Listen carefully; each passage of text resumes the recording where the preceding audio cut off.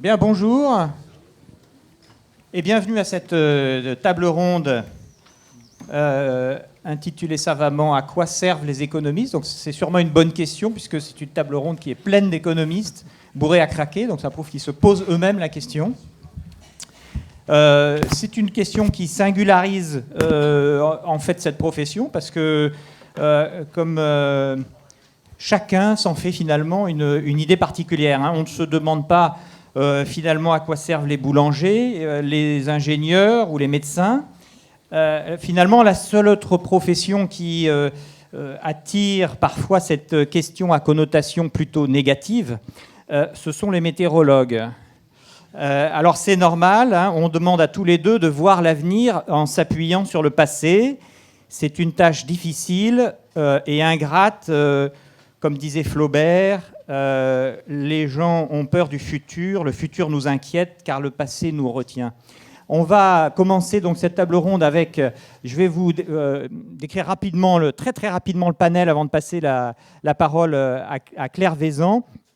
J'ai donc juste à côté de moi Christopher Pott. Je vous expliquerai un peu plus en détail le curriculum de ces prestigieux invités. Christopher Pott donc de Chevreux qui est à côté de moi.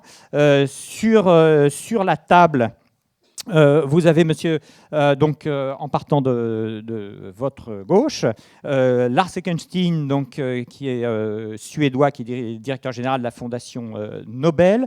À côté de lui, monsieur José Cordoba, économiste mexicain. À côté, Michel Aglietta, professeur d'économie à Paris. À ses côtés, monsieur Nessim Nicolas Taleb, professeur économiste, professeur à l'Université de New York. Pas économiste, il va nous expliquer. Non, c'est compliqué parce qu'il y a quand même beaucoup de monde. Hein. Il y a 8 personnes. On est 10 au total, donc il y a 9 personnes intelligentes à cette table. Et il y a 2 non-économistes. Voilà. Donc on va voir s'ils disent des choses un peu différentes. Alors, à côté de monsieur Taleb, Thomas Sedlacek, qui vient de la République tchèque, qui est économiste tchèque. À ses côtés, un autre économiste, Rintaro Tamaki, qui est secrétaire adjoint de l'OCDE. Et puis Maxime Jadot, qui lui est banquier. Juriste, on peut le dire, voilà, de formation, voilà. Mais il est banquier. Un banquier, c'est d'abord un banquier, quoi, on va dire. Et puis enfin, notre économiste référente, Claire Jadot, le Trésor public français, voilà, une économiste française. Et c'est à elle que va revenir le douloureux exercice, ou le difficile, pardon, pas douloureux, très agréable en dépit de la météo, exercice de cadrage. Pour nous expliquer un petit peu quel va être le cadre de la discussion qu'on va avoir. Claire, c'est à vous. Voilà. C'est bon ? Mais non, allô ? Si, c'est bon, oui, c'est bon, ça va. Merci Philippe. Nous sommes effectivement très nombreux et vous verrez qu'il y a sans doute à peu près autant d'avis que d'économistes ou de non-économistes autour de la table. Mais je ne m'appelle pas Claire Jadot, mais Claire Vaison. J'ai dit Claire Jadot ? Oui, c'est pas grave. Alors, c'est parce que ça a fait rougir mon voisin. Voilà, oui, c'est ça. C'est quand même tout va bien. C'est quand même le seul couple de la table, de loin. Non, alors Claire Vaison, je recommence. Claire Vaison, économiste référent de cette table ronde qui va nous faire le pitch. Philippe. Alors, d'abord, merci d'être là. Je crois que votre présence collective montre que le sujet reste d'actualité. Et Philippe a évoqué un petit peu pourquoi. Nous sommes de toute évidence dans une situation, une crise financière qui a été la plus grave depuis plusieurs décennies. Et nous sommes aussi dans une situation dans laquelle les économistes n'ont pas suffisamment vu venir cette crise financière. D'où sans doute une partie de votre intérêt sur, finalement, si les économistes n'ont pas bien vu la crise financière, servent-ils encore à quelque chose ? Alors, je n'épuiserai évidemment pas le sujet dans mes remarques introductives et je crois que les interventions que nous allons avoir aujourd'hui vont chacune donner un éclairage sur à quoi servent les économistes, quelles sont les choses trappes qu'ils doivent éviter et à quelles conditions sont-ils utiles. De mon côté, je ferai quelques remarques introductives qui n'épuisent pas le sujet. En faisant d'abord une première remarque qui est que lorsqu'un économiste, parmi les objectifs qu'on peut affecter à un économiste, il y a l'idée qu'un économiste doit alerter sur les risques dans l'économie mondiale et doit être capable de chercher à éviter un certain nombre de crises. J'allais dire, par définition, s'il y réussit, on ne voit pas se matérialiser la crise. Donc, on ne peut pas complètement juger de la pertinence d'un économiste au fait que les crises existent ou n'existent pas. C'est un exercice qui est un petit peu difficile, de ce point de vue-là, un peu différent de la prévision météorologique. Ceci dit, bien sûr, nous devons rester humbles face aux échecs passés de la profession. Alors, première remarque quand même, j'ai envie de dire, ne jetons pas le bébé avec l'eau du bain. Il y a plusieurs disciplines, plusieurs façons de penser à l'économie. Ce que vous avez peut-être en tête en lien avec la crise financière, c'est notre capacité à voir venir les risques, c'est la macroéconomie. Les économistes, certains économistes ont ce type d'activité, d'autres font des choses très différentes. Et je pense en particulier au raisonnement de nature microéconomique. Aujourd'hui, encore en France, ailleurs, au quotidien, les économistes sont sollicités, je pense en particulier par les ministres dans le cadre de prise de décision publique. Les économistes sont sollicités pour évaluer l'impact économique de telle ou telle réforme, pour évaluer les bénéfices à attendre de telles dépenses d'investissement. Et un des mérites des économistes, ou en tout cas ce que les économistes cherchent à faire, ce sont des raisonnements que l'on dit bouclés. C'est-à-dire que face à une dépense publique, il y a aussi l'argent qu'il faut pour financer la dépense. Et donc il faut prendre en compte non seulement les effets positifs de la dépense, mais aussi son coût, mais aussi le fait que s'il y a dépense, il y a prélèvement pour la financer. Donc ce type de raisonnement sur l'utilité des réformes, leur impact, sur l'utilité des investissements publics, quels investissements publics, ce sont des raisonnements que font les économistes au quotidien, qu'ils ont fait avant la crise financière, qu'ils continuent à faire, et qui ne sont pas remis en cause par le fait qu'on n'ait pas vu venir la crise financière. Deuxième remarque, c'est vrai qu'on n'a pas vu venir la crise financière, et c'est vrai aussi qu'on a des vraies difficultés face à des événements de nature très, très atypique. On a des difficultés, par exemple, à prévoir. Une des questions que l'on nous pose régulièrement, c'est de savoir quelle va être la prévision de croissance pour la France, pour la zone euro, à court terme et aussi à moyen terme. C'est un exercice qui est évidemment d'autant plus difficile que l'incertitude est grande, et ça, il faut savoir le reconnaître. Et c'est un exercice qui est d'autant plus difficile que nos modèles que nous utilisons reposent sur un certain nombre de régularités passées. Et donc, de ce point de vue-là, plus on est dans une situation atypique, plus on risque de se retrouver en difficulté face à une question de ce type-là. Je mentionne par exemple une interrogation actuelle qu'ont les économistes, en France, mais ailleurs aussi, à l'OCDE, au FMI. Une de nos interrogations collectives, c'est de savoir avec quelle croissance tendancielle, les économistes disent croissance potentielle, avec quelle croissance potentielle nous allons sortir de la crise. La France, la zone euro, les autres économies du monde. Et ce que dit l'économiste en regardant les crises passées, c'est qu'il peut se produire différents types de sorties de crise. Il y a des sorties de crise dans lesquelles l'économie était précédemment sur une tendance, vous avez un décrochage et puis vous rejoignez la tendance précédente. Ça, c'est le cas le plus optimiste. Il y a des sorties de crise financière dans lesquelles l'économie était sur une tendance, elle a perdu de la richesse en niveau et elle va se remettre à croître sur un chemin qui est parallèle. Ça, c'est une espèce de vision moyenne. Et puis, il y a une vision pessimiste qui est de se dire l'économie était sur un sentier de croissance, elle a perdu en niveau, mais elle a aussi perdu en croissance, et donc la croissance potentielle va être durablement plus faible.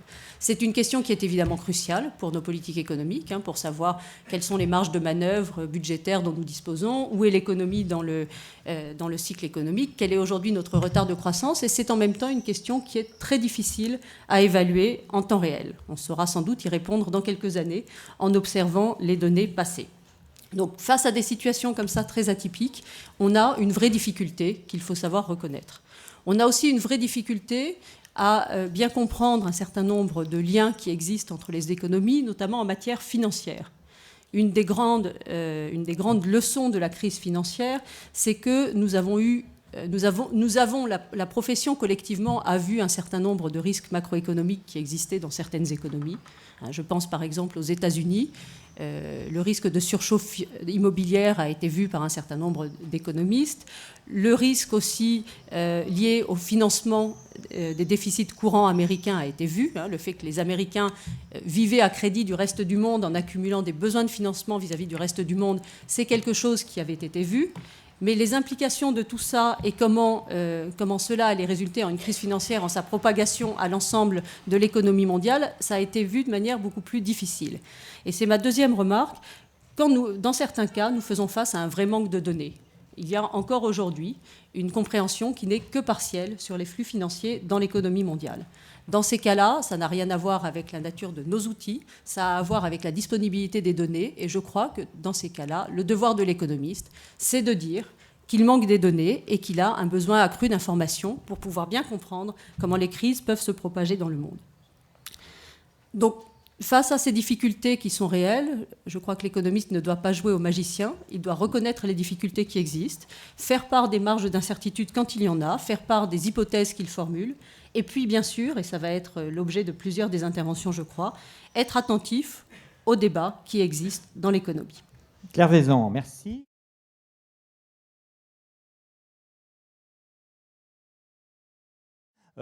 Et on va commencer tout de suite par vous, Nessim Nicolas Taleb. On vous connaît, enfin vous êtes professeur d'ingénierie du risque à New York University.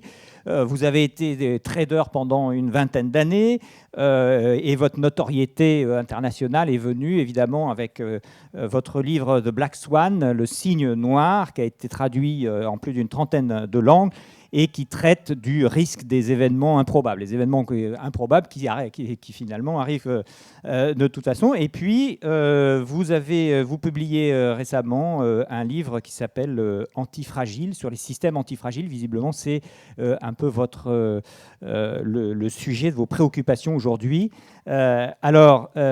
Monsieur Taleb, dites-nous un peu à quoi, à votre avis, sert finalement un économiste et est-ce qu'il porte, comme le disait Claire Vaison, une responsabilité particulière dans les moments actuels? Il n'y a pas mon slide. Ah, voilà, il est là. Il est très large. Voilà. Donc, vous m'entendez là. Bon, le slide, ça explique un peu je travaille dessus depuis 25 ans à peu près, ce problème-là. Vous avez un petit monde, vous avez un grand monde, le vrai monde. Le vrai monde a beaucoup plus de désordre que le petit monde. Il y a certaines choses qui se traduisent du petit monde au grand monde. Il y a certaines choses qui ne se traduisent pas. Et maintenant, je vais vous présenter en fait ma problématique. Et ensuite, quels sont les problèmes qu'on devrait régler et quelles sont les erreurs qu'on fait. Donc, je commence d'abord en mettant que j'ai 3 classes d'économistes dans mes travaux. La première classe, malheureusement, s'appelle fragilista. Et je vais vous expliquer ce que ça veut dire. Ça vient de fragiliser. C'est comme vous n'allez pas chez un médecin antique parce que la probabilité de survivre la maladie est beaucoup mieux que d'aller chez le médecin. Donc c'est l'iatrogénèse non nocere en latin, c'est les gens qui font plus de mal que de bien. Ça, je l'appelle les économistes fragilistas. En général, il y en a 13 qui ont eu la Banque de Suède, ce qu'on appelle le Nobel, des gens qui vous donnent des méthodes qui augmentent le risque, on en parlera. Deuxième catégorie, les gens du milieu, ils ne font ni mal ni de bien. Et donc, c'est des gens très bien, respectables, et comme les poètes, on ne sait pas, mais spéculativement, peut-être qu'un jour, on aura du bien. Très bien, harmless, mais avec potentiel. Et la troisième catégorie, c'est évidemment les gens qui aident notre société à éviter des risques, certains risques, et malheureusement, ils ne sont pas dans l'establishment, qui focus sur la robustesse. Donc, je commence un peu mon histoire avec ma dernière crise de nerfs. J'étais en Corée en fin 2009, et vous savez, j'ai eu des moments difficiles dans ma vie quand je parlais des risques de marché que les gens ne comprenaient pas, et on me disait « Ah, monsieur, on les connaît parce que le passé ». Et c'était en 2009, il y avait un monsieur qui s'appelle Kato, qui était le numéro 2 du Fonds monétaire international. Voilà, et je ne sais pas s'il est là, monsieur Kato, mais c'était comme une présentation comme ça, où il est présenté quelques minutes, et il a montré ses prévisions du Fonds monétaire pour 2010, 11, 12, 13, 14, 15. Je suis entré dans un état de rage totale. Il y avait 2000 Coréens. Je suis monté, j'ai presque, je veux dire, parlé en espagnol. Et alors, je leur ai dit, c'est très souvent, demandez M. Kato quelles étaient ses prévisions pour 2007 et 2008 et 2009, faites en 2000, 2001, 2002. Bon, ce n'est pas ça le problème encore. Le problème est le suivant. Je veux vivre dans une société qui soit construite de manière à ne pas sauter si M. Kato fait une erreur. Et sa société a un seul mot, la robustesse. Voilà le problème, la problématique, il faut commencer par là. On sait ce qui saute, on sait ce qui ne sait pas, on sait exactement ce qui est fragile, ce qui ne l'était pas. Et on peut le mesurer, c'est mon truc. Bon, je ne vais pas trop passer de temps dessus. Je commence par le premier problème, que les gens passent complètement à côté, que tous, vous êtes étudiants, est-ce que quelqu'un a pris un cours en statistique? Bon, alors vous devenez, vous êtes, il y a, mettons, 500 personnes dans cet immeuble, n'est-ce pas? Vous ajoutez à cet échantillon de 500 personnes le plus grosse personne qu'on puisse trouver sur la planète Terre. D'accord? Est-ce que ça va changer la moyenne? Non. Ça va changer le total? Non. Très bien. Vous prenez le maximum divisé par le total, c'est moins de 1%, n'est-ce pas? Très bien. Et vous passez de 500 à 5000, c'est très peu. Donc les observations extrêmes n'ont aucun effet sur quelque chose comme votre poids. D'accord? Bon. Maintenant, continuons, passons à l'économie, du physique, du monde physique à l'économie, et regardez le patrimoine. Nous sommes 500 personnes dans cet immeuble, on ajoute l'homme le plus riche du monde au tas. Est-ce qu'il va représenter 1% du total? 64 millions, en général, c'est 99% au moins, sur un échantillon, viennent de 1%. Le problème, c'est que l'extrême domine dans toute variable économique. Vous avez 100% de compagnies, des centaines de milliers de compagnies qui ont joint, moins de 1% des compagnies ont généré la moitié des rendements. Vous avez je ne sais combien d'écrivains sur la planète, moins de 1% des écrivains génèrent 90% des revenus. Même en artiste, l'effet Picasso, tout ça, chanteur, et ça s'accélère avec la complexité, avec la globalisation, vous attendez à beaucoup plus de ça. Winner take all effect, ce qu'on appelle.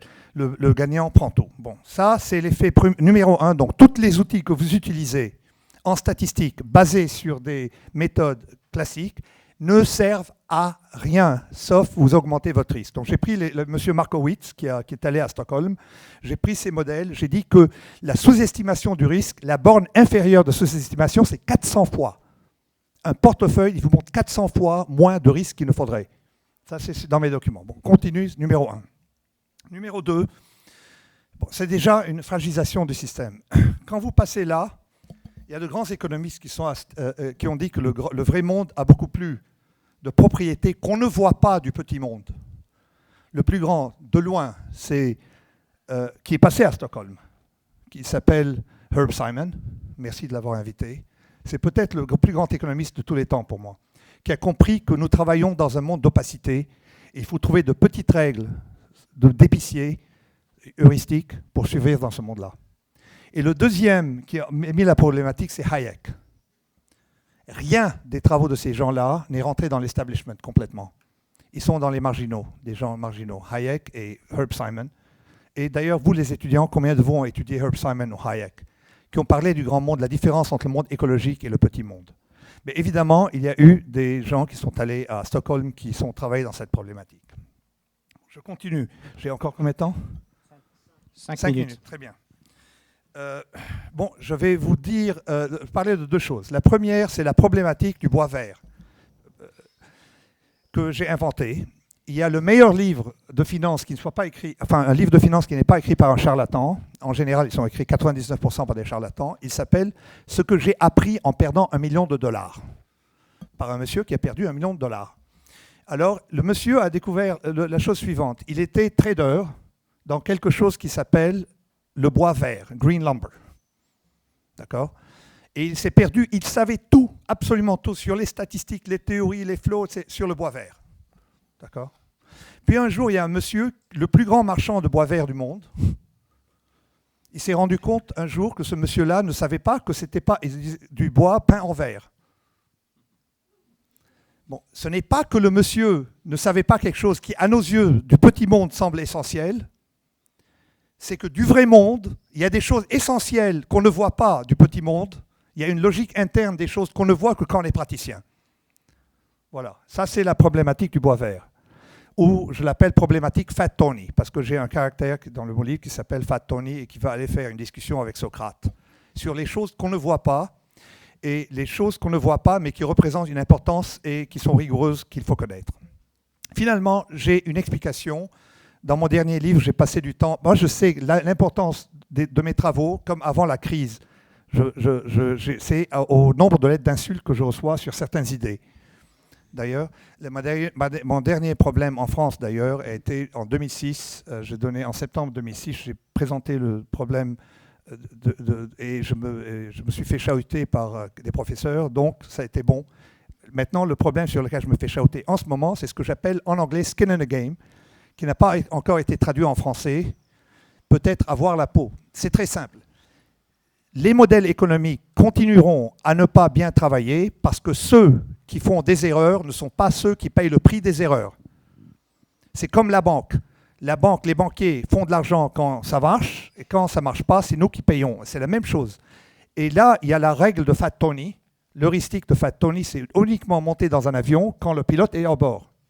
On ne se demande pas pourquoi il y a eu 20 millions de décollages aux États-Unis en 3 ans et demi, et exactement le même nombre d'atterrissages d'avions de ligne. Pourquoi? Parce que le pilote est à bord. Donc, vous voyez, ça c'est central comme idée. C'est skin in the game comme méthode heuristique qui a commencé avec le code de Hammurabi qui se trouve au Louvre. Je ne sais pas comment vous avez réussi à l'avoir au Louvre. Hein. Le code de Hammurabi qui a défini tous les trucs de E. Et ça, c'est pour enlever le risque. Il y a un problème d'agence, c'est que si on se fait pas mal sur son modèle, et là, j'ai un peu développé le point. Bon, évidemment, j'ai eu des lettres d'insultes de gens qui n'avaient pas de peau dans leur truc, et évidemment, j'ai eu des lettres d'encouragement de gens qui prenaient du risque. Et je conclus avec le suivant. La meilleure lettre que j'ai jamais reçue était une lettre d'un monsieur qui m'a dit « Comment se fait-il que je comprenne vos livres s'ils sont tellement limpides et je n'ai aucune éducation ?» Pourtant, alors que les messieurs très éduqués ne comprennent pas vos livres. Et à la fin, il a signé, il m'a expliqué qu'il était, devinez, pompier, fireman. J'ai tout compris. J'ai compris que, parce que lui, il ne peut pas, il y a une certaine classe de risque, il ne peut pas rationaliser ce genre de choses. Donc, skin in the game, et dans mon nouveau livre, dans mes nouveaux travaux, je propose des heuristiques très, très, très simples pour installer des règles de pénalité dans tout domaine, ou alors quelqu'un qui n'a pas de pénalité. Parce que n'oubliez pas une chose très importante, si je vous demande d'écrire les 4 derniers chiffres de votre numéro de sécurité sociale, et ensuite je vous demande de prendre des risques, les chiffres seront plus corrélés que si je vous pose les questions à l'inverse. Quelqu'un qui possède une mesure de risque prend beaucoup plus de risques que quelqu'un qui ne l'aime pas. C'est le anchorage. Merci de m'avoir écouté. Merci.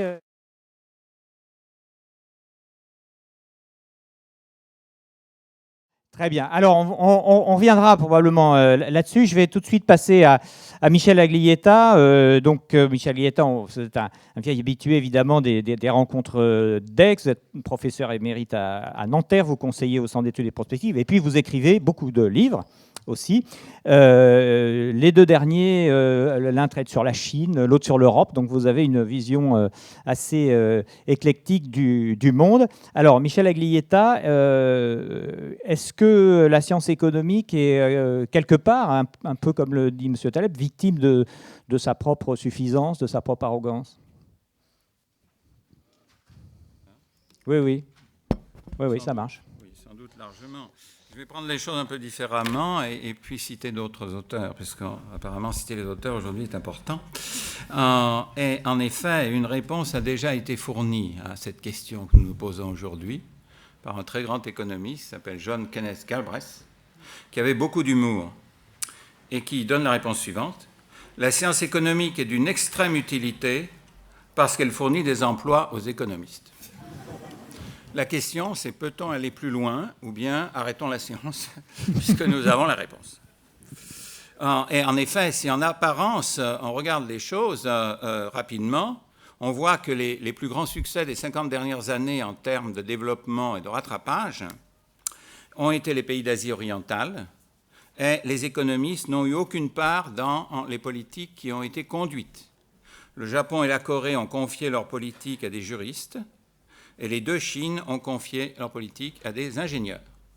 Lorsque ces pays, certains d'entre eux, si vous voulez, étaient attirés par les sirènes de la théorie dominante anglo-saxonne qui s'était développée dans les années 80, qui a mené à l'ultralibéralisme et qui a été condensée dans ce qu'on appelle le consensus de Washington, il n'y a pas eu très longtemps avant qu'il soit victime de crises épouvantables. Donc le problème, évidemment, se pose. Et il faut aller plus loin si on veut, je crois, tenter de répondre à cette question au-delà de ce que dit Galbraith. Il faut remettre en question la théorie économique dominante. C'est quand même à partir de la théorie qu'on agit, si on agit. Et ceux qui agissent et ceux qui conseillent l'action le font à partir d'une théorie. Or, on peut penser on serait peut-être tous d'accord ici pour penser que l'économie est une science sociale, c'est-à-dire une science au service du bien-être de la population. Mais alors, elle ne peut pas se passer d'une définition du bien commun. Être au service de la société, en général, suppose d'avoir une conception du bien commun pour essayer de faire évoluer la société dans ce sens. Or, la théorie orthodoxe n'en a pas. Elle n'en a pas pour deux raisons fondamentales qui ont été bien mises en avant par, à mon avis, les deux plus grands économistes du XXe siècle, c'est-à-dire d'un côté John Maynard Keynes et de l'autre côté Kenneth Arrow. Pour ce qui est de la première aporie, c'est qu'on identifie économie de marché et capitalisme. Je pense que presque tous, parce que vous avez sans arrêt, je pense, un discours idéologique dessus qui est permanent. Oui, économie de marché, c'est la même chose que capitalisme, bien sûr. Et ce n'est pas du tout vrai. Ce n'est pas du tout vrai. Et c'est ce que Keynes, en reprenant d'ailleurs, retrouvant un certain nombre d'intuitions et de démonstrations de Marx, montre. Le capitalisme, ce n'est pas du tout ça. Le capitalisme, c'est de l'argent qui fait de l'argent, essentiellement. C'est-à-dire que le cerveau du capitalisme est dans la finance, parce que le but du capitalisme n'est pas les utilités des biens. Le but du capitalisme, c'est l'argent qui s'accumule pour lui-même. Or, vous avez là une différence fondamentale avec une économie dans laquelle l'argent ne servirait que de bien de circulation. C'est que tous les biens, quels qu'ils soient, ont une utilité marginale décroissante. Il arrive toujours un moment où on n'a plus intérêt à accumuler ces biens, et c'est ce qui permet de démontrer, dans un tel univers, qu'en effet, on peut trouver un équilibre, et que cet équilibre peut être un optimum. Mais la monnaie, ce n'est pas ça. La monnaie n'a pas de limite dans son désir. La monnaie n'a pas d'utilité marginale décroissante. Donc une économie qui est fondée sur l'accumulation de la monnaie échappe fondamentalement à cela, et évidemment, c'est le sens profond du capitalisme. Ça entraîne... Pourquoi est-ce que la monnaie est ça? Parce qu'elle est essentiellement pouvoir sur autrui. Et que le pouvoir est sans limite, le désir de pouvoir est sans limite. Et en conséquence, l'inégalité est l'essence même du capitalisme. Ça n'a aucun sens de parler d'un capitalisme qui pourrait aller vers l'égalité. Ce qui veut dire qu'il ne peut pas être autorégulateur et qu'il ne converge vers aucun modèle, vers aucun équilibre qui soit commun. C'est d'ailleurs ce que montre évidemment Braudel dans ses histoires du capitalisme, son histoire monumentale, c'est qu'il y a une diversité énorme de régimes capitalistes. Pourquoi il y a une diversité énorme de régimes capitalistes? C'est parce qu'il ne peut pas exister en lui-même. Il doit être enchâssé dans des institutions sociales pour pouvoir, disons, prétendre à faire le progrès social. Mais alors le rôle des économistes, c'est évidemment de trouver les bonnes institutions sociales qui permettent de canaliser la force de mouvement qu'est le capitalisme dans quelque chose qui, en effet, remplit le bien-être de la population. Ça, c'est le premier élément de fond. Capitalisme n'est pas économie de marché. Le deuxième élément de fond, c'est que la théorie économique des marchés est une théorie utilitariste. Vous dites ça dès les cours de première année. Eh bien, une théorie utilitariste a un très gros problème, et ce problème a été démontré par Arrow, justement, qu'on appelle le théorème d'impossibilité, c'est-à-dire que dans une société démocratique qui repose sur une économie de marché, il est impossible d'agréger de manière incontestable des préférences individuelles hétérogènes dans une fonction de bien-être social. Ça veut dire qu'il est impossible de trouver à partir du marché un bien commun, donc de pouvoir penser le problème, qu'est-ce que c'est qu'aller dans le sens d'une amélioration du bien-être de la population. Et de ce point de vue-là, la démarche politique n'avance pas plus, puisque la règle majoritaire n'est pas autre chose qu'un écrasement des minorités par les majorités, du point de vue de la préférence sociale. En conséquence, il faut aller vers autre chose, puisque le problème est fondamental et pose aux économistes une difficulté qui pourrait être insurmontable si on ne va pas plus loin. C'est-à-dire qu'on ne peut pas appliquer un critère de justice sociale à partir d'une théorie de l'utilité pour juger de la répartition des richesses. Or, bien entendu, c'est ce qui a été dit tout à l'heure, la répartition des richesses est le problème absolument crucial de la cohésion des sociétés. Et donc, la conséquence, c'est quoi? C'est que les économistes ne peuvent prétendre œuvrer pour le bien de la société que s'ils admettent que la science économique n'est pas une science autonome, ce que prétend la théorie dominante, mais une science qui doit s'insérer très profondément dans la société et dialoguer avec les autres sciences sociales. Sinon, les économistes, en effet, sont totalement en porte-à-faux par rapport aux problèmes de la société. Et pour adresser cela, on doit adresser et des problèmes absolus, problèmes de pauvreté, et des problèmes relatifs, c'est-à-dire des problèmes d'inégalité. Et il faut donc aller chercher un principe d'éthique. Et ce principe d'éthique, vous le trouvez moi je prends deux grands auteurs à partir desquels on peut avancer. Le premier, c'est la définition des biens premiers, c'est-à-dire le principe de John Rawls. Il doit y exister un socle pour tous, de biens premiers que sont des ressources matérielles, éducatives et institutionnelles de base, sans laquelle il n'y a pas d'inclusion dans la société. Rawls dit d'ailleurs, voilà, vous avez un critère éthique de ce que c'est qu'une société qui est plus performante qu'une autre. Le développement d'une société doit se mesurer non pas au PIB, il doit se mesurer à l'amélioration des conditions d'existence et aux opportunités de réalisation du potentiel humain des populations les plus désavantagées. C'est ça la bonne mesure. Mais cette mesure n'est pas complètement suffisante parce qu'elle ne traite pas des problèmes des inégalités relatives. Elle traite du problème de l'exclusion ou de l'inclusion. Le problème des inégalités relatives, c'est évidemment l'auteur incontournable est Amartya Sen, avec le concept qu'il a forgé de capabilities. Qu'est-ce que c'est que des capabilities? Ce sont des capacités à transformer les ressources de base dont je viens de parler, qu'on trouve chez Rawls, dont chacun doit disposer pour éviter l'exclusion, les transformer en liberté réelle de choisir et de réaliser les projets de vie que chacun a des raisons de valoriser. Donc une société bonne, c'est une société qui permet à chacun de mobiliser ses ressources pour réaliser des projets de vie. C'est ça, en réalité, le développement soutenable.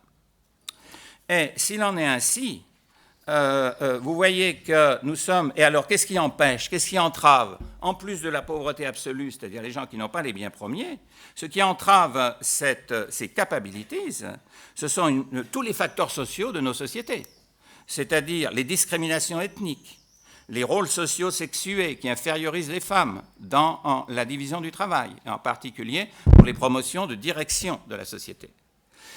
C'est les relations de pouvoir de toutes sortes. Ce sont les discriminations, les disparités d'origine familiale initiale, etc., que le système éducatif n'arrive pas à compenser. Voilà ce qui est essentiel et ce sur quoi les économistes devraient travailler. Or, depuis 30 ans, du fait les libertés réelles ont fortement reculé, pour la raison qu'une liberté a supplanté toutes les autres, c'est celle de la finance, qui vise essentiellement à prélever une rente maximum sur l'économie et qui a très bien réussi. Et elle bénéficie en effet à un ensemble de gens, dont certains économistes, c'est-à-dire toute la constellation des professions qui sont associées au lobby financier. Voilà dans le type de société dans lequel nous avons évolué depuis 30 ans. Bien. Donc je termine là-dessus, je conclus là-dessus. C'est comment... donc on voit bien ce qui veut dire la chose suivante. Les économistes ne peuvent servir à quelque chose que si le politique reprend le commandement pour retrouver le sens du bien commun.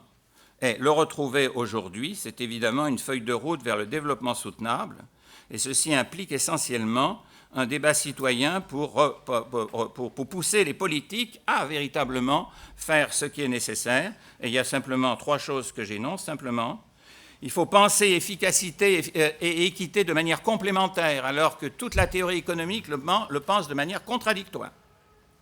Il faut investir dans les capacités de base des individus, comme on a dit. Il faut lutter sans relâche contre les discriminations de toutes sortes, ce qui veut dire transformer les institutions. Il faut intervenir dans la gouvernance des entreprises pour réaliser l'inclusion des parties prenantes dans des structures hiérarchiques plates et non pas des hiérarchies lourdes comme nous avons dans les entreprises françaises.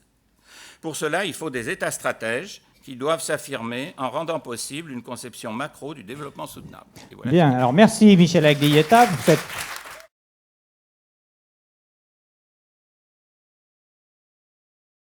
Et on va maintenant passer la parole.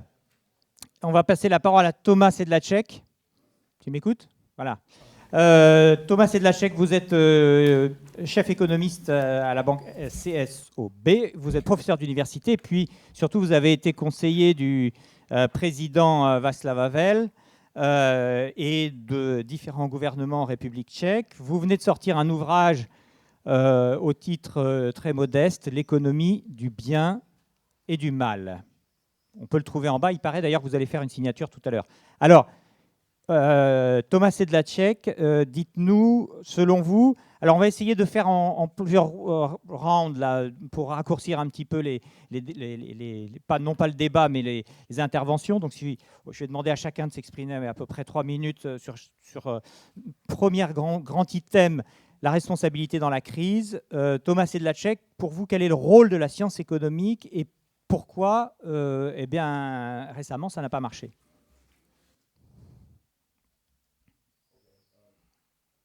I'm sorry for having to speak in English. I can also speak Finnish, but not French.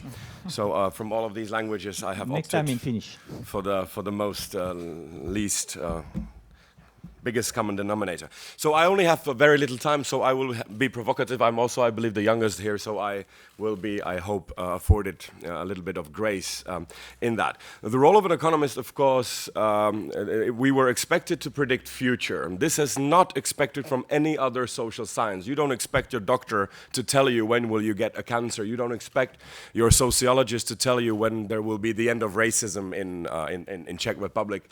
You don't expect your lawyers to tell you how the court will end.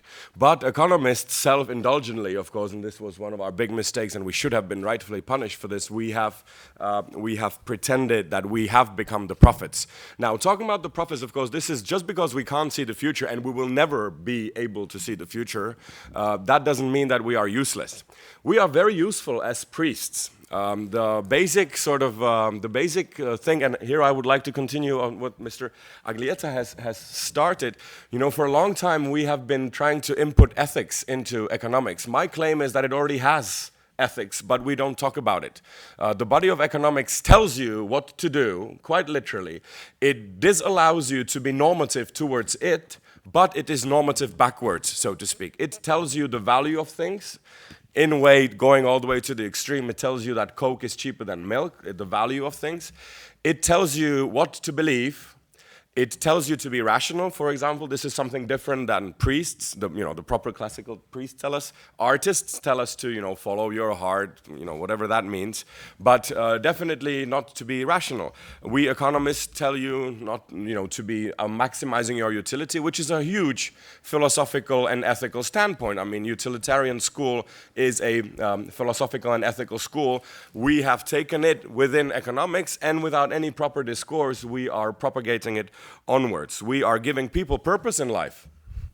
We are telling you about the golden age. I mean, Keynes talks about this. John Stuart Mill talks about this. This was the topic of classical economics. What will the steady state, so to speak, be? This was the topic of Thomas Malthus. This was even the topic of Keynes in the great possibilities of our grandchildren, and unfamously also John Stuart Mill. And let me finish my very brief exhortation in a complete misdiagnosis of the situation in which we are. The common sort of a diagnosis that you hear today is that the economy is depressed. This is a medical terminology. Depression is a psychiatric, psychological sort of an illness with which we diagnose the economy. I think this is a fundamental misdiagnosis. The economy is not depressed. The economy is manic depressed. If anything, we suffer from bipolar. The economy has a tendency to overdo happy moods into manias. And there are three basic, and bad moods, of course, into depression. What's important to know that suicides happen at both ends. And our crisis is a typical manic-driven crisis. It was not that, GDP slowed down first. We had high levels of unemployment in America. The competition went down. No, it was a beautiful day like today on the world of economic skies, and there was not a cloud in the sky. And it was what I call a full throttle bankruptcy. We were running at full speed up against the wall. If you just very briefly look at this characteristic of a person who is in the manic stage of a bipolar, that person has an extremely rosy image of the current and the future. This is exactly what Alan Greenspan was credited, that he invented the end of boom and bust economy. This is a beautiful book. This time it will be different, and this is not the problem of not having enough data, truly. I mean, we have all the data in the world, even if... Anyway, the second characteristic is these people spend much more money than they can afford, which is, of course, one does not need to go into that. But the third characteristic is very important and interesting, at least for me, is that these people are extremely efficient, extremely hardworking, and extremely productive. They work 24/7. And most artists that suffer from this illness produce most of their work during these areas. This is exactly our problem. This is the role that economists should play. The role of an economist, and I will conclude with this, the role of an economist is not to increase GDP. The role of an economist is to, let's say, decrease the amplitude of business cycle, if there is one, which means decreasing GDP growth in the manic times. That's what they do anyway. Well, what they do is they increase GDP and the problem is that we have run out of this beautiful resource called debt. And this is the funny thing about economists that I always found entertaining. On a normal level, let me just give two examples about this beautiful thing called GDP. If I as a person borrow 1 million euros, only a fool would say that I'm $1 million richer. Everybody knows the difference between owing and owning. However, if the government proceeds and makes exactly the same step, let's say let's take, for example, the United States, takes in 1 year 7% of GDP as a debt, and in that same year it grows, let's say, by 3%, everybody applauds that we are 3% richer. This, to me, is something that I find a complete misunderstanding of this is what I think we have failed to do. So the biggest problem does not lie, in my reading of the situation, in the depression, but in the very manias. It is like when you're treating an alcoholic. The problem of an alcoholic, although it seems so, is not the hangovers. The problem of an alcoholic is the excessive usage of the alcohol the night before. So even if you've come up with a perfect cure against depressions, let's say you imagine a perfect pill, which would be very wonderful, that gets you rid of headaches in the morning, this will not solve the problem of the alcoholic. On the contrary, it will make it worse. So, I believe, and again, one thing that I really appreciated from what I heard previously, I will say something shocking. I believe in the invisible hand, but not that of the market, but that of the society. Society somehow has the tendency, when, for example, markets fail, what we saw in 2008, the body of politics, in this case, came to sort of support it so that the whole society does not crash. Why have we fetishized this sort of a collective role of politicians, philosophers, artists, shoemakers, what have you, and sort of in a I don't know if this works in French. You have the term Fachidioten? So I think this is exactly what has happened to us. We live now in the society of Fachidioten and we trust us. Thank you. Ok.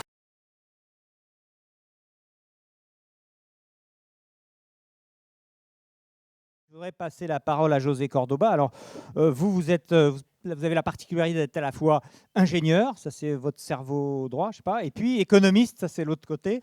Vous avez été le conseiller du président au Mexique, vous avez beaucoup travaillé avec les autorités mexicaines, mais vous avez fait toutes vos études polytechniques, notamment en France. Alors, est-ce que vous êtes d'accord avec cette idée d'une forme d'impuissance, voire de culpabilité des économistes vis-à-vis des dérives financières?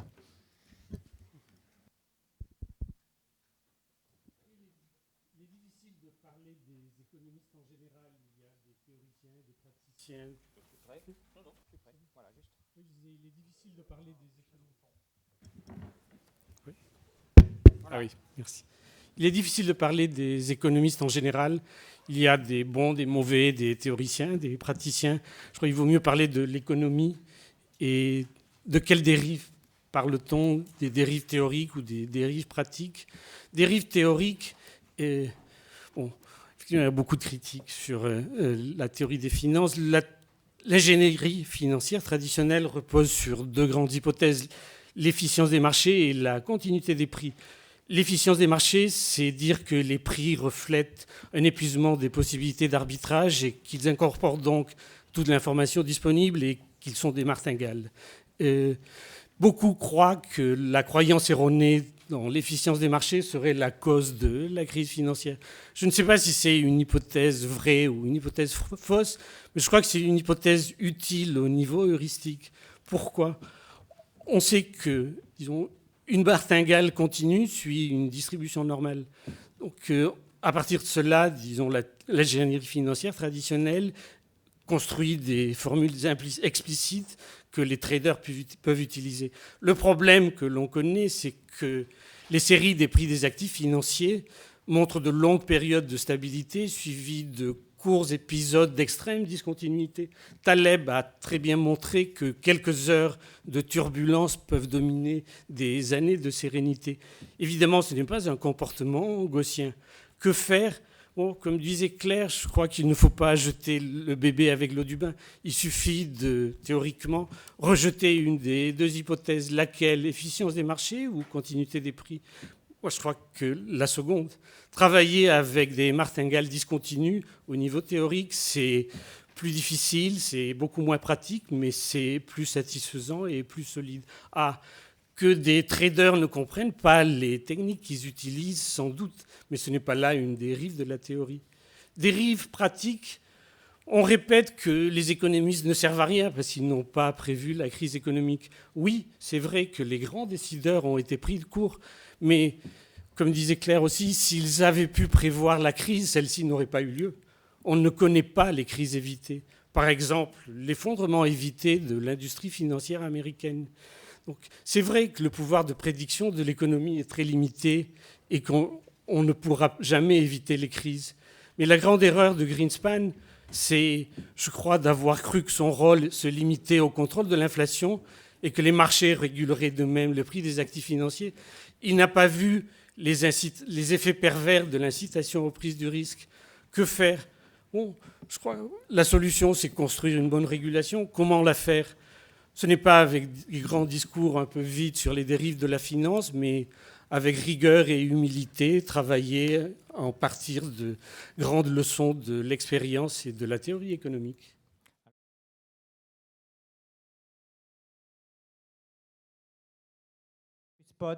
Vous êtes le stratège économique de Chevreux, hein, qui s'appelle maintenant Klepper-Chevreux.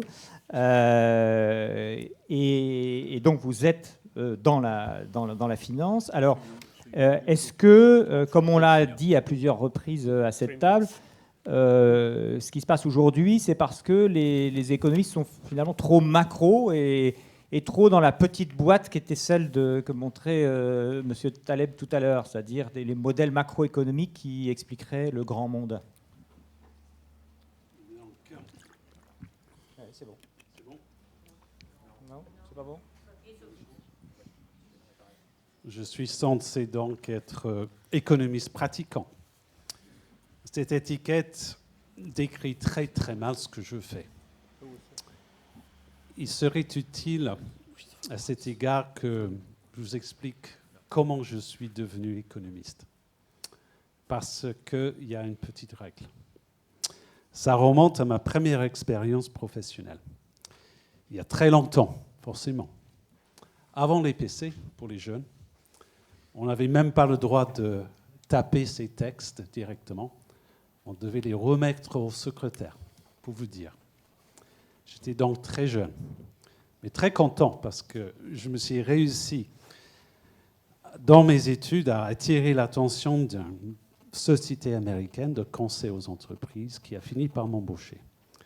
C'était très cool d'être chercheur, très jeune. Mais je me suis ravisé assez rapidement, pour une raison très simple. Pendant les absences de mes seniors, les secrétaires tapaient très souvent la porte du bureau. Et à chaque fois, c'était le même refrain. J'ai un client au téléphone qui veut parler avec un économiste, pas avec un chercheur. Il voulait parler avec un économiste. Donc j'ai très vite compris. Et je suis devenu économiste. Pour parler aux clients. Et il y a une règle, c'est que j'ai répondu à la demande. Règle économique de base. Et c'est toute une génération qui a suivi la même règle. Parce que dans mon trajectoire professionnelle, par la suite, j'ai suivi le parcours de toute une génération.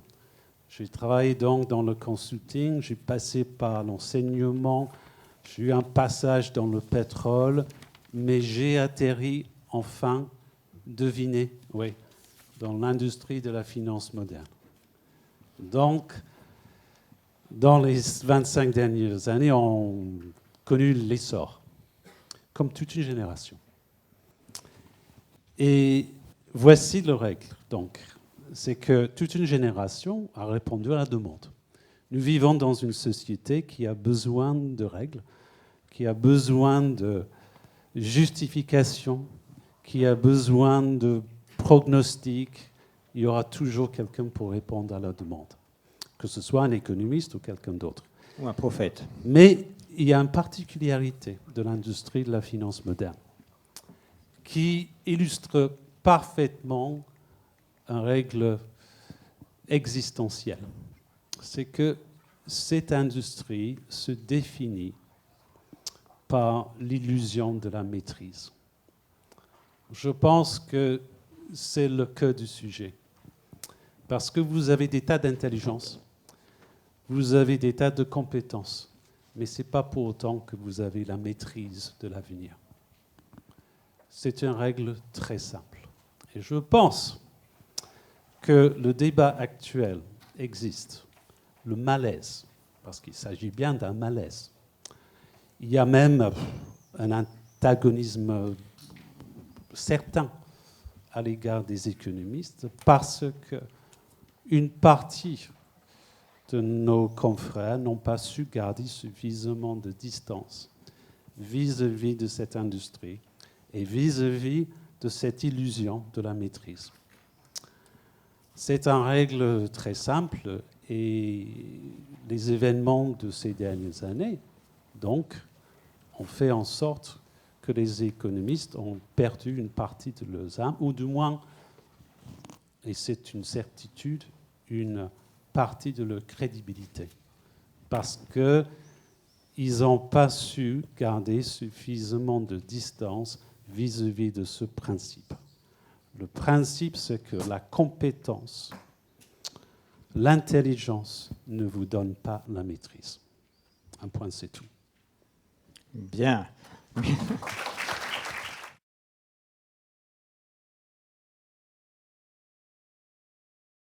Je vais passer la parole à Maxime Jadot.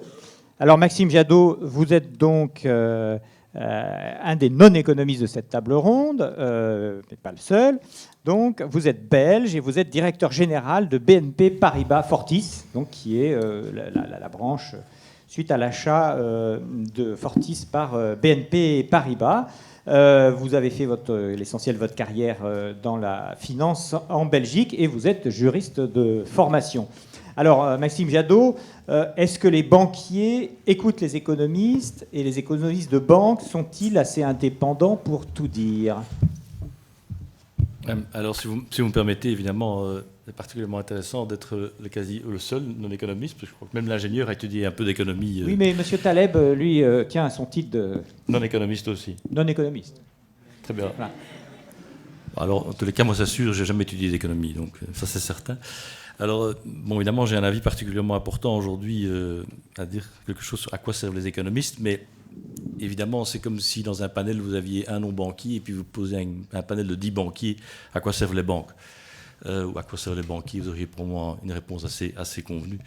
Si je peux résumer ma pensée, je voudrais reprendre la phrase qui a été attribuée à Harry Truman, le président des États-Unis, avis ou réponse que je ne partage pas. Harry Truman has said, "Give me a single-handed economist." Why, Mr. President? Because I'm fed up with economists who always say on the one hand and on the other hand. Eh bien, en fait, je ne partage pas son avis en tant que responsable d'une banque ou responsable d'une entreprise. Ce que j'ai besoin en face de moi, c'est des économistes qui participent à la veille, à l'écoute, à l'analyse des éléments principalement du présent, également du passé, pour me permettre de comprendre ce qui va arriver, dans le futur. Mais bien entendu, là, il y a 2 erreurs qu'il faut éviter à tout prix.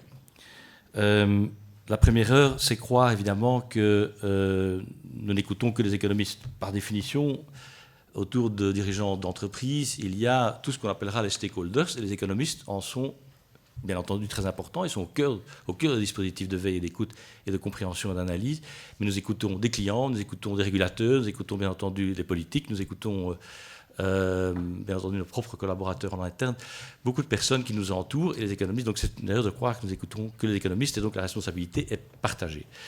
La deuxième erreur, ce serait de croire que, bien entendu, cet avis d'économiste est décisionnel. La responsabilité se trouve bien auprès des managers d'entreprise en finale, et les économistes sont là pour donner un avis de compétence, mais pas, bien entendu, pour prendre l'avis définitif ou la décision. Ce qui m'amène à parler de quelques instants de Fortis. C'est très clair dans mon esprit, et j'en ai parlé au chief économiste de la banque à l'époque, et on faisait by the book, c'est-à-dire que le chief économiste venait et au conseil d'administration, et venait et au comité ALM, et était vu, comme je fais toujours d'ailleurs, en bilatéral avec le CEO de la banque. Et c'est un homme prudent et raisonnable. Il avait donné les warning signals à différents moments. Au final, ce n'est pas l'économiste, ni le chief économiste, ni la communauté des économistes qui est responsable de ce qui s'est passé autour de Fortis, autour de la crise financière. C'est bien une responsabilité managériale. Et donc, c'est évidemment quelque chose sur lequel nous devons, à mon avis, réfléchir très fort. Merci beaucoup. Merci, Maxime Jadot.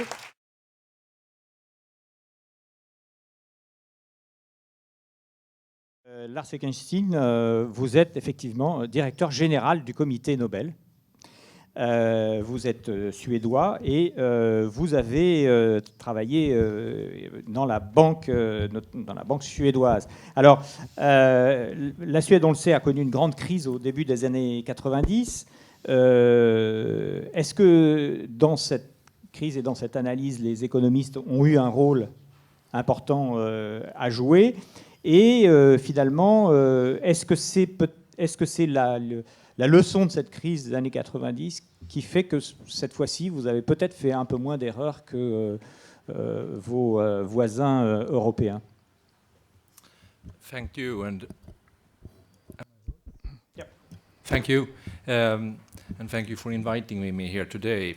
Yeah, I should perhaps start by underlining that I hope that I'm speaking here today more as someone who was involved in economic policy in Sweden during the last 20-25 years as director of the Nobel Foundation. Since in that capacity, I would be very careful on what I would say on an issue such as this. But I do have some experience of policy systems, and if I approach your question quite directly, I can say that in the crisis that we had in the early 90s, in one way, you can say that no one in advance discussed what would happen. So there was no debate. In that sense, there was no knowledge. And when I say no one, I really mean no one. I mean, no one had perceived that we could have a crisis in the property sector that would lead to a banking crisis, and then that in turn would lead to a deep crisis in the economy. At the same time, I could say that everything was known because there were a book by Irving Fisher, who was 3, 4, 5 decades older, that described the whole process. And if you look at what happened or is happening in Europe now, I would claim that almost all the problems we have now, we actually knew in advance. I was at the tables in Frankfurt, in Brussels, in Washington. I discussed the Irish credit bubble already 2000. I discussed the Spanish housing sector year 2000.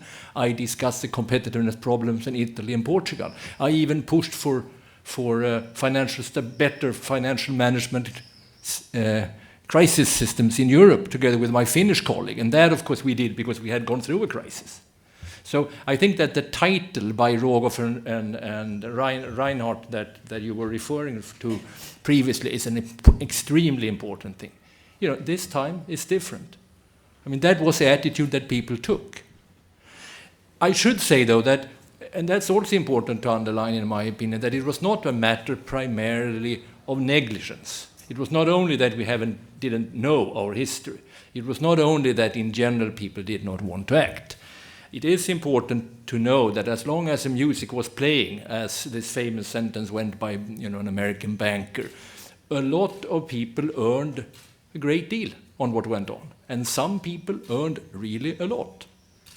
And I can remember, for example, this very famous meetings in Jackson Hole that the Federal Reserve arranges in August every year. 2005, the Indian economist Rajaram Rajam had a serious article. He raised many of the issues that played out 7, 8 years later. And he was cut down totally by the American policy establishment.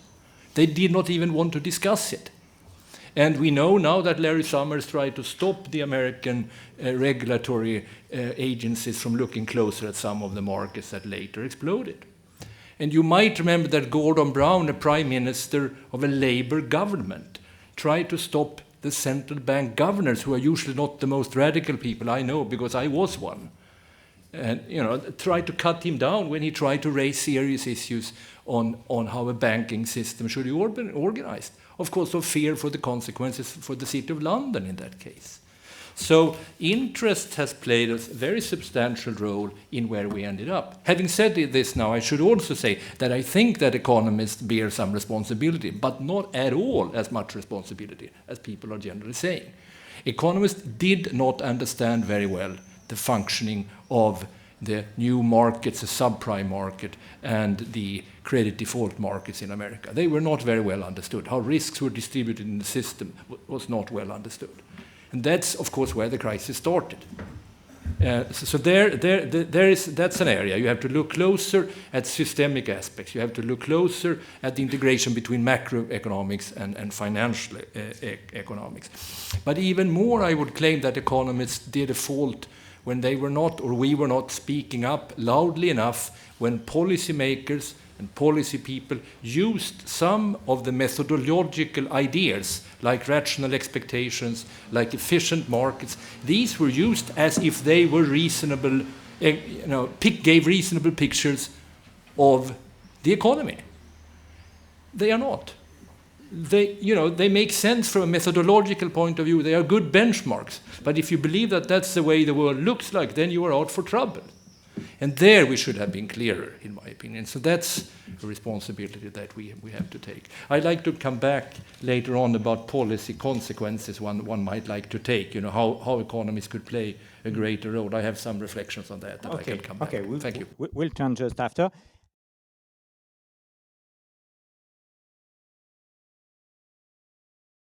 Je vais passer la parole à Monsieur Rintaro Tamaki.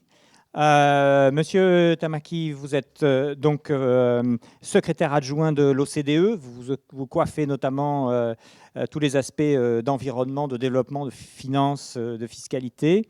Vous êtes japonais. Vous avez fait l'essentiel de votre carrière au ministère des Finances au Japon. Vous avez été vice-ministre pour les affaires internationales au Japon. Alors, j'avais une première question, un peu comme pour la Belgique. Est-ce que les économies, le Japon a connu des difficultés importantes dans les années 90, et est-ce que les économistes auraient pu être un peu plus percutant, aider plus peut-être le Japon à éviter cette grande période qu'on a appelée la décennie perdue et à aider à sortir le pays de la déflation. So,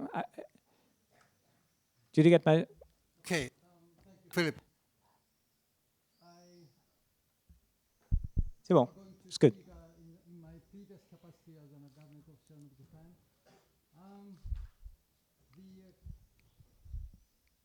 Japanese economists were not very. Cooperation. Thank you. This is what economists are good for, right? That's a good economist. Yeah. Why the Japanese economist was not useful for the policy formation in addressing long-standing deflation. It is a question never raised in the Japanese context because perhaps we have two reasons. One is, as Michel said at the beginning, in the influence of Japan, influence of economists, particularly in the government sectors, are very limited, as is the case in Korea, perhaps. I don't know why, historically, perhaps in the 1950s, 60s, government economists are more influential. But looking at the current, say, policy formation in Tokyo, we have no responsible chief economist position at all. Everything is a political decision. So in fact, of course, we have a huge number of good economists in the universities, but the linkage between academics and the government policy formation is quite separated. Secondly, in the course of 15-year-long deflation, economists couldn't agree on the cause and remedy, about how to address deflation. Some says, as a government, say BOJ Governor Kuroda advocates, this is purely monetary affairs. So we should inject money, money as much as possible. But others says, no, this is not a monetary policy. This is perhaps entry of Chinese and East European labor force enter into the global markets, or just a gap between demand and supply. Some says, no, this is demographic matter. And others say, no, this is a failure of Ministry of Finance exchange rate policy. They never concluded at all. But deflation is not a quite unique phenomena in the context of Japan. 80 years ago, we had a serious deflation after the Grand Recession. Finance Minister Takahashi then came in and he made a bold decision to depart from gold standard. The conclusion, the outcome is sharp decline of currency rate and export sector booming and corporate profits rose. But it created a huge disparity in the society. We cannot evaluate his achievement quite correctly because this social tension led to the surge of military power.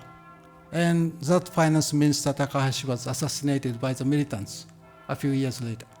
So it is still, that experiment by the finance minister Takahashi is still inconclusive to us. So with two reasons, the economists cannot affect the government policy in addressing deflation. This time, current prime minister took a quite bold decision. I strongly support his decision. But this is to be understood as a part of political undertaking, political campaign by himself. Thank you. Mm-hmm. Thank you, Mr. Tamaki.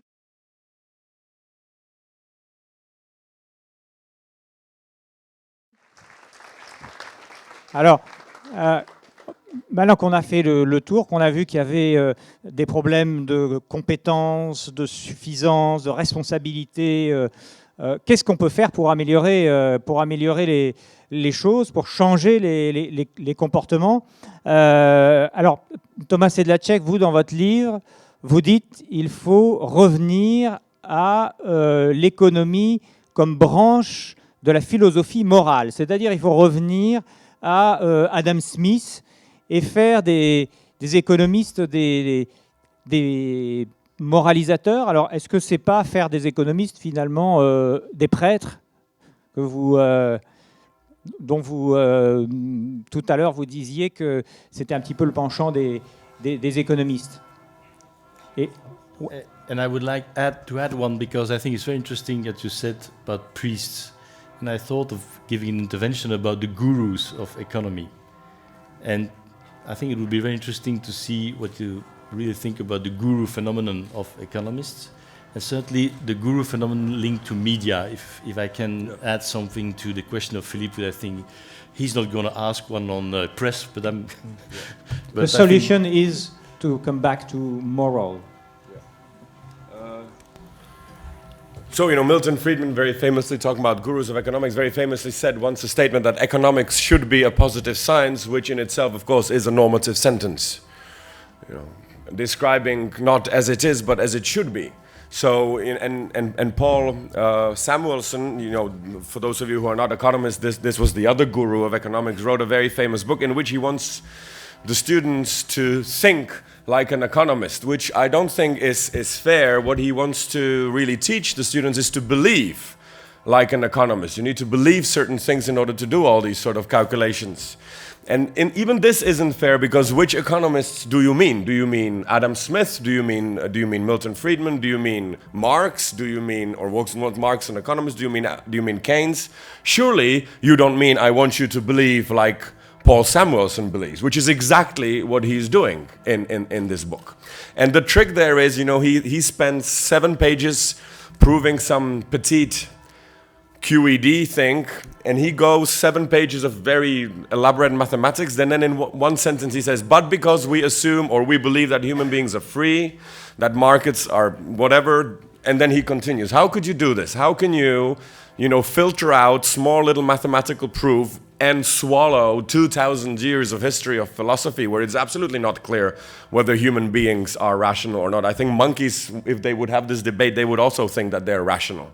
I mean, the first proof of a rational being is that he doesn't believe that he's fully rational. I mean, a monkey that would sort of say, maybe we are not rational, would be the first rational monkey in the very existence, because all of them think, kids also think that they're rational. Another point that I would like to make, and this is the process, only 1 minute, how we become to believe our own myths. Sallust was a philosopher who was a pre-Socratic philosopher who said that myth is something that never happened, but it's happening always. Like Homo economicus, for example. Have you ever met a proper Homo economicus? No, but everybody is one. And this is the way the process is. In the morning, 2 economists meet in an economic laboratory. I've never been in an economic laboratory, but anyway, this is sort of what the story goes. And they say, what shall we do today? Well, let's model something. So what shall we? Let's assume that human beings like yellow color. No, that's not very nice. So let's assume that human beings are rational and utility maximizing agents, which is fine. All science works with as if sort of trickstery. Let's pretend and let's try to find out the true cause of nature by tricking it a little bit. This is fine. The problem arrives in the evening when these 2 economists go to a pub and they say to their friends who are philosophers, theologians, artists, whoever, you know what we discovered today in the lab? That human beings are rational utility maximizing agents. We have made our assumptions into articles of faith. And that's the problem of economists. Of course, physics makes very strange assumptions as well, but they are treated as assumptions. They're not believed. There is a distance. This is what you said very beautifully. There's a distance that you have your beliefs at arm's length. You know that the mythology within your work is a mythology. You don't fully accept it. I think the problem that happened to us very often, that we fully accepted our myths. And of course, the home run of every ideology is to appear like no ideology at all, is to appear like holy truth. So this, I think, is the process by which we have sort of started believing the myth that we have ourselves created. Alors, tout le monde veut intervenir. Nicolas Taleb voulait intervenir. Alors, vraiment 30 secondes parce qu'on déborde le temps, là, donc vraiment. Okay, je vais vous expliquer très rapidement la différence entre Samuelson et le prêtre. Très rapidement la différence. Combien de kidneys, de reins vous avez en Provence? 2. De quoi? Vous naissez avec 2 reins en Provence, n'est-ce pas? Vous avez 2 reins. Les gens naissent avec 2 reins. Oui. Voilà. Si Paul Samuelson faisait un être humain, il aurait 0 de rein. Parce qu'il pourrait en emprunter un, ou il aurait 1 rein. Donc la nature fait les choses différentes. La nature aime la redondance, n'aime pas la maximisation. La nature est l'opposé d'avoir 2 reins, d'un extra, de la redondance, c'est quoi? C'est la dette. Si un économiste construisait le corps humain, il aurait 0 de reins et c'est trop inefficient. Il aurait en emprunté un pour faire une dialyse et le jour où il y a une tempête de neige, paf, gene pool est fini. Voilà la différence. Prenons la religion maintenant. Qu'est-ce que la religion fait? La religion, toutes les religions monothéistes se sont penchées sur la dette, à part le protestantisme. Et les gens disent que l'islam n'aime pas la dette. Lisez Aquin, saint Thomas d'Aquin, il dit le contraire de Samuelson.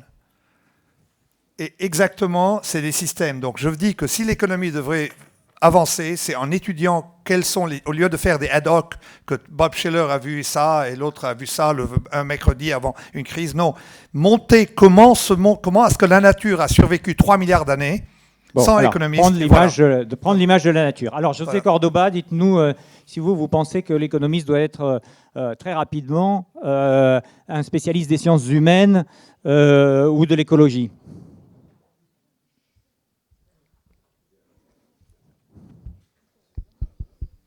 Allez, testez pas les micros pendant 2 heures, ça marche. Je crois que l'économie est un savoir. Oui. Mais il ne faut pas fantasmer. Une théorie n'est pas vraie parce qu'elle dévoile la réalité telle qu'elle est. Une théorie est un système conceptuel qui est plus ou moins utile pour comprendre le monde. Donc, quand on a des exigences ou des espérances trop grandes par rapport à ce que l'économie peut donner, on se déçoit, par effet de balancier, par dépit personnel, et on cherche à trouver des solutions ou des réponses aux questions qu'on se pose dans d'autres domaines, la philosophie, la biologie, la psychologie, les sciences neurologiques. C'est intéressant, mais bon, mon expérience personnelle, c'est que quand on cherche ailleurs les réponses qu'on ne trouve pas dans la théorie économique, on trouve des idées prometteuses, mais rapidement, ce sont des idées qui ne débouchent sur rien ou aboutissent à des questions qui ne conduisent à pas grand-chose. Moi, je crois qu'effectivement, la théorie économique, elle n'est pas unifiée. Certains domaines les plus étroits sont élaborés et d'autres, les plus larges, restent précaires. Plus on resserre l'objet de l'étude, plus la compréhension augmente et à l'envers. Donc, à la limite, disons, l'économie, c'est tout sur rien et rien sur tout. Mais ça, c'est un peu le lot de toutes les sciences. Donc, je crois que l'aspect le plus dur de l'économie, c'est la théorie des jeux. Et là, on a trouvé des résultats. C'est pour ça que vous parliez de martingale tout à l'heure. Vous êtes un spécialiste de. On a dit martingale, je n'ai pas la théorie des jeux. Mais disons, la théorie des jeux, c'est quoi? C'est l'étude de l'interaction stratégique entre individus avec l'hypothèse de rationalité. La rationalité, c'est quoi? On suppose, comme si les agents maximisaient leur intérêt en fonction de l'information disponible. Je ne sais pas s'ils agissent ainsi ou non, mais c'est une hypothèse utile pour comprendre les choses. Un exemple très bref, disons la théorie des enchères. C'est connu, disons, en 61, Vickrey proposait une formule. Chacun met son offre dans une enveloppe, gagne l'offre la plus élevée, mais paie le prix de la seconde. C'est contre-intuitif. Les gens se moquèrent, disaient « William, tu perds de l'argent ». Mais ça fonctionnait. Les gouvernements l'utilisent pour gérer le spectre électromagnétique, EDF pour vendre des blocs d'énergie, Internet pour construire des marchés virtuels. Donc ça marche.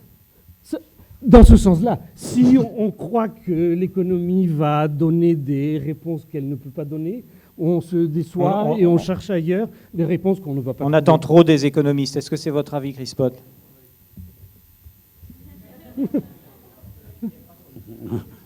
Arrêtons donc d'encourager l'idée qu'il existe des règles simples et des solutions simples. Ce qu'on lit tous les jours dans la presse intelligente. En réalité, il y a des choix. Et l'économie, c'est une formidable boîte à outils pour nous aider à aborder ces choix sans excès de sentiments et sans excès d'incohérence. À cet égard, je pense que des idées économiques sont essentielles. Alors, Maxime Jadot, dressez-nous un petit peu le portrait robot de l'économiste idéal. Ça va être très court. Ça va être très court. Je constate que je vais encore. Vous voulez qu'il ait 2 mains déjà, 2 reins et 2 mains. C'est déjà un début. Un début de portrait robot.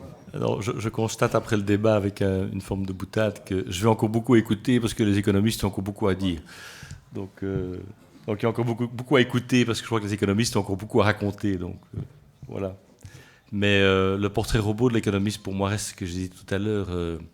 Il est extrêmement important que on revienne. Et ce que vous avez dit tout à l'heure, là, monsieur, au bout de la table, c'est le fait que vous étiez plus successful quand vous avez abandonné votre terminologie de researcher, de recherche vers économiste. Je pense que les économistes ont toute leur valeur dans la recherche et dans l'analyse, dans l'histoire et dans la partie mathématique et économique, et que ça peut nous servir énormément à aider à la prise de décision, même si, comme je l'ai dit tout à l'heure, cette prise de décision, bien entendu, doit se faire avec d'autres éléments et, par définition, par des gens qui prennent des risques sur les éléments d'information qu'on leur a donnés. Voilà. Oui, alors Monsieur Eckenstein, est-ce qu'il faut que les économistes soient plus moraux? I try to approach this issue, how we can make economists more efficient in a very sort of practical way. And I think that one area where we can actually do quite a bit is that we can draw and help the public draw conclusions from how others are doing things in other countries. We often hear that our political cultures are different and so on, and of course they are. But fundamentally, there are many similarities and a lot to learn from others. So that would be one point. Another point would be that economists can contribute much more in designing systems than they can in making forecasts. And of course, when Truman asked for a one-handed economist, he asked precisely for the sort of the forecasting guy who would say the world would go this direction. Well, that we can rarely answer. But we can say meaningful things about how you design systems for how to set up monetary policy, how to set up budget rules, how to build robust systems that you were talking about. I think that's extremely important. No, but for the financial sector, this is absolutely essential. So there we have a contribution, and we know quite a bit about incentives. We know quite a bit about microeconomics that can be used when, and this would apply to many areas: pension systems, unemployment systems. I could go on, where we can actually make things better. I also think that when we think about how to design systems, we should put a high priority on transparency. Generally speaking, Central Europe and Southern Europe is not good on this. Your societies, in my opinion, need much more transparency. When you read about what happened in Greece, when you read about what happened in Italy now with their budgets before going into EMU and so on, you see things that you should have seen a long time ago. And transparency is a good corrective, and it's linked, of course, to a well-functioning political system. The more transparency you have, the greater is the chance that the politicians can do their job with the people asking the right questions. And my fourth point would be that, and that's, of course, a very general point, but I think that it's useful to integrate economists and academics and in business and so on, very much like this circle tries to do. And you can work on that systematically in the sense that you could have bodies like a fiscal policy council that some countries have now. You can have expert groups on public economics that we have in my country, financed by the government, but having a very independent agenda. Asked to analyze issues that they believe, these economists believe, will be important in the long term. Some of them become policy after 2 years. Many of them have become policy after 10 years. And some of them have, of course, not become policy. But nevertheless, you get the right things on the agenda in good time. You get a debate going, and you also create a pool of people who can move in between academia and policy making. So those would be my sort of 4 concrete points. The last, après nous allons passer la parole à notre étudiant pour sa question. Mr. Tamaki, the OECD worked on the role of economists and how to improve. What is your advice or your conclusions? Thank you again, Philip. OECD is not just an economic advisors. We are providing a set of public policy advisors for the policymakers, non-member countries and non-members. Of course, we urgently need to know what economics can tells us about how to achieve strong and sustainable growth in the coming years.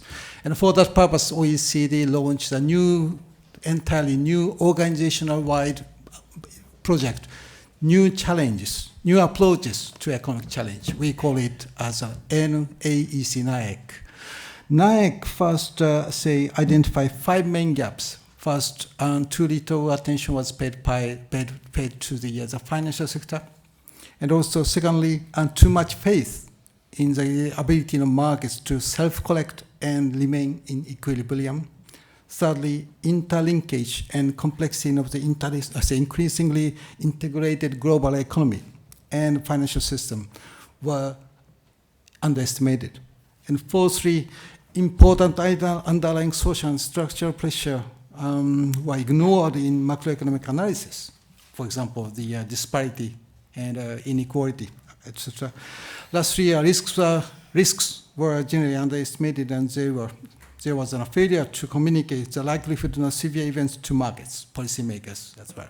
So on that basis, we are now undertaking the new projects and to provide a more interlinked policy advice. For example, linkage between economic policy making and environmental policy and vice versa. Thank you, Mr. Tamaki. Et je vais donc maintenant, parce que l'heure tourne, il est temps de conclure. Donc je vais passer la parole à Florian, qui va poser sa question. Florian, le micro est là, voilà. Ça marche, il ne faut pas le tripoter. Ok, ouais. Très bien. Donc merci de nous donner la parole. Florian Berco, je suis étudiant en double diplôme Sciences Po HEC. Donc je suis très étonné et très, très content d'avoir plein d'avis divergents par nos intervenants qui donnent raison à Henri Bergson qui disait que l'idée de l'avenir est toujours plus féconde que l'avenir lui-même. Sauf que je m'étonne que l'avenir que vous nous proposez est généralement assez consensuel. Donc, 2 remarques interrogatives que je ferai, c'est est-ce qu'il ne faudrait pas que les économistes sortent de leur bulle et dialoguent avec les autres disciplines afin d'avoir une pensée un peu transdisciplinaire? Et le deuxième écueil à éviter, c'est la politisation des économistes. On a l'impression que généralement, ils sont là pour conseiller des partis et des décideurs, et parfois ont trop d'emprise. Voilà, c'est ma question. Alors, le dialogue avec les autres disciplines et la politisation, c'est 2 très très bons sujets. Alors peut-être, Michel Aglietta, la politisation, vous dites justement qu'il faut que ce soit les politiques qui reprennent le manche. Non, c'est pas ça que j'ai dit. J'ai dit que le dialogue... J'ai parlé que de ça, hein, que du dialogue avec les autres disciplines. L'économie doit... Oui, c'est ça. C'est vraiment l'essentiel, si vous voulez. Alors, ça suppose quoi? Ça suppose des choses dont a parlé en introduction Claire. C'est-à-dire que nous n'avons absolument pas les mesures qu'il faut pour ça. C'est-à-dire que penser qu'aujourd'hui, nous mesurons comme capital pratiquement le tiers à peine de ce qui est le vrai capital, de ce qui fait fonctionner la croissance, qui fait fonctionner les sociétés. On ne mesure pas le capital immatériel, on ne mesure pas le capital naturel, on ne mesure pas la bonne gouvernance comme du capital. Et donc, il est évident que les critères de performance que nous avons ne peuvent permettre absolument pas de guider l'économie vers ce qu'il faut en effet, c'est-à-dire vers la constitution de systèmes de régulation robustes. On ne peut pas le faire aujourd'hui. On ne peut pas le faire puisqu'on oublie complètement l'interaction de l'économie avec le reste, en quelque sorte, ce qui est crucial, la société et la nature. Bien, alors peut-être finalement Claire pourrait répondre à l'autre question, parce qu'en guise de conclusion, on va dire, sur le dialogue nécessaire entre les économistes et les autres spécialités. C'est un sujet un peu éternel. On a souvent parlé de la guerre entre les économistes et les sociologues, etc. Bon, est-ce que aujourd'hui c'est en train de changer? Et puis un petit peu votre point de vue conclusif sur la table ronde? Merci. Je croyais qu'il fallait que je réponde sur la politisation et je remercie beaucoup Philippe de nous épargner collectivement cette question. Juste un mot quand même sur ce point-là pour dire que moi, j'ai pas le sentiment, mais mes collègues me diront s'ils ont un sentiment différent. Je n'ai pas le sentiment qu'en France, les économistes jouent un rôle politique, absolument central dans le débat politique. Ils le regrettent d'ailleurs. Moi, je suis dans un rôle dans lequel je suis du côté de l'administration, donc j'ai un rapport différent. Devoir de réserve. Il faut demander à mes collègues s'ils regrettent de ne pas jouer un rôle plus important. Sur l'interaction avec les autres disciplines, je crois qu'effectivement, M. Tamaki en a parlé pour l'OCDE, plusieurs intervenants en ont parlé. Je crois que les économistes ont bien conscience que la science économique doit prendre en compte une série d'autres préoccupations qui ne sont pas juste, pour reprendre les termes de Michel, une vision utilitariste et la maximisation de l'utilité pour un consommateur représentatif. Je crois qu'on a dépassé et de loin ce stade-là. Il y a sans doute encore des efforts à faire, mais l'idée que nous prenons en compte les effets redistributifs des politiques économiques, que nous prenons en compte les effets environnementaux, c'est évidemment indispensable et ça fait partie du métier de l'économiste. Donc moi, j'aurais envie de dire, peut-être en conclusion, que sans reprendre les différentes idées qui ont été évoquées, qui finalement me semblent assez convergentes, mais je ne suis pas sûre qu'on ait le temps de les reprendre, j'aurais envie de dire que l'économiste n'est pas omniscient, omnipotent, mais je crois que la conclusion de notre table ronde, c'est un peu ce qu'a dit Christopher Potts. Il ne faut ni excès de prétention, ni excès de défiance. L'économiste est utile. Il faut qu'il ait conscience de ses limites et qu'il les fasse reculer. Et puis surtout, l'économiste est modeste, vous l'avez vu. Merci à tous.